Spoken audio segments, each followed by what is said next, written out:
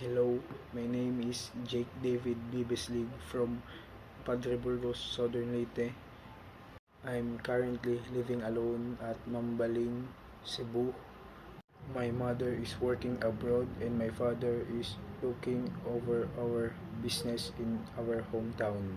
My hobby right now is cooking because I eat what I cook and I want my dishes taste good.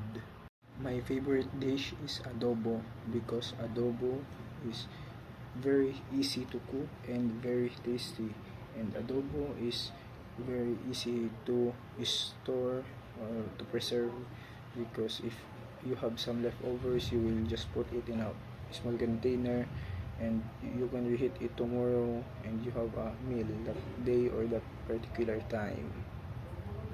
I'm interested at sports, especially basketball, because I love watching basketball even though I'm not a player of that sport, but I'm a big fan of it.